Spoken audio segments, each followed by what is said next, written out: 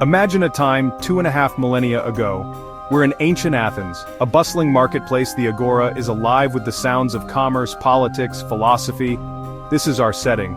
In this vibrant city, a man walks the streets. He isn't a king or a general. He wears simple robes and no shoes. His name is Socrates. He doesn't command armies or build monuments. Instead, he builds minds. He wanders. He questions. He challenges. He is a fixture of the city, as common as the columns of the Parthenon, yet as mysterious as the stars above it. Socrates lived in a golden age for Athens. It was a time of great art, profound theater, the birth of democracy. But beneath the surface, new ideas were taking root. Socrates was a catalyst. He was a humble stonemason by trade, but his true craft was sculpting the human soul through relentless inquiry. A gadfly, as he called himself, sent to sting the lazy horse of the state into action. He was eventually put on trial, accused of corrupting the youth and disrespecting the gods. He was sentenced to death, but his death did not silence him. In fact, it was only the beginning of his journey through time. His ideas, carried by others, would echo across the centuries and continue to shape our world. So, if Socrates wrote nothing, how do we know him at all? We see him through the eyes of others. It's like trying to understand a distant star by observing the planets that orbit it. Our primary lenses are his students, most famously Plato. Plato was Socrates' devoted follower, and it is through his beautifully written dialogues that Socrates speaks to us. In these works, Socrates is the main character, a brilliant questioner who dismantles false beliefs with surgical precision. Plato paints a portrait of a master philosopher, a man of unwavering integrity and intellectual courage. But Plato isn't our only source. We have another very different perspective from a soldier and historian named Xenophon. His Socrates is more practical, more down to earth. While Plato's Socrates soars into the realm of ideal forms and eternal truths, Xenophon's Socrates keeps his feet firmly on the ground. These two accounts are sometimes complementary, sometimes contradictory, and give us a stereoscopic view of the man. This presents us with what scholars call the Socratic problem. Who was the real Socrates? It's a cosmic detective story. We have to sift through the evidence, looking for the common threads. Plato in particular used Socrates as a mouthpiece for his own evolving philosophy, making it incredibly difficult to separate the teacher from the student. The challenge is immense. It's like trying to reconstruct the image of a person from the memories of their friends.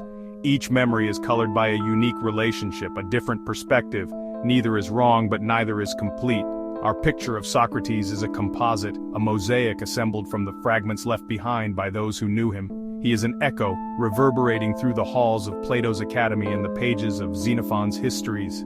The real man remains just beyond our grasp, a whisper from the ancient world.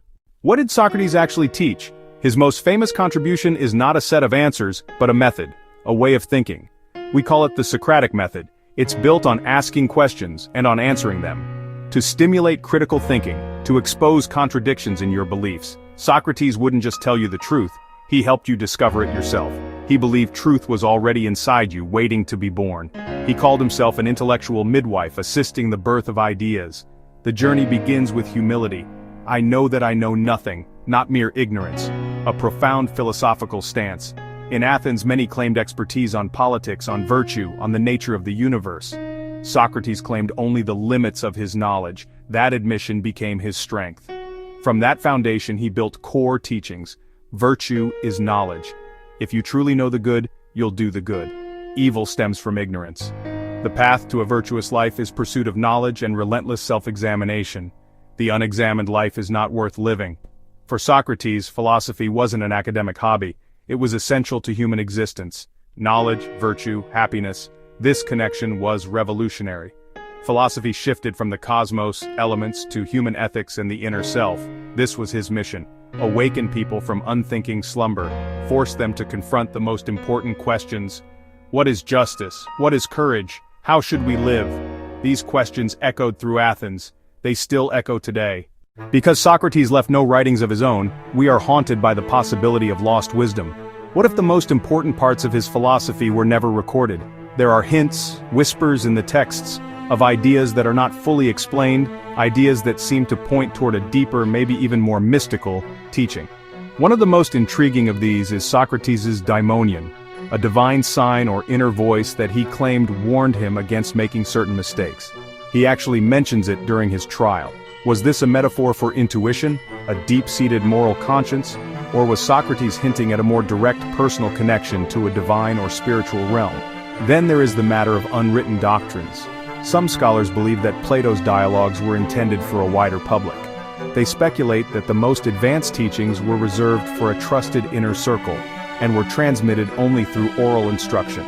This theory suggests that the deepest philosophical truths were considered too powerful or too easily misunderstood to be written down. If this is true, then the texts we have are merely the introduction. The core of Socratic wisdom might be lost to us forever. We are left to wonder what these unwritten chapters might have contained. The silence is, honestly, deafening. The gaps in the record invite us to imagine a Socrates even more profound than the one we know, a master whose greatest secrets may have vanished with the Athenian air he once breathed. How then do we move forward? How do we get closer to the real Socrates? Scholars today act as intellectual archaeologists. They don't dig in the dirt with shovels and brushes, they dig into texts. They meticulously compare writings, Plato, Xenophon. They analyze the style and content, distinguish early works versus later works.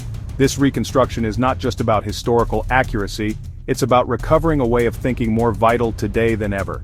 In our modern world, awash with information and misinformation, the Socratic method is a powerful tool for clarity. Question our own assumptions, seek out evidence, engage in civil discourse. Rebuilding the mind of Socrates is about rebuilding our capacity for critical thought. The legacy of Socrates is not a doctrine but an invitation. He invites us to a life of inquiry.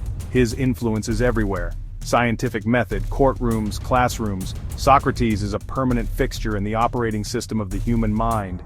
His code is still running, so the search for the lost wisdom of Socrates continues. It's a journey to the heart of what it means to be a thinking, searching human being. The most profound discoveries often begin with a simple admission, I don't know. Let's find out.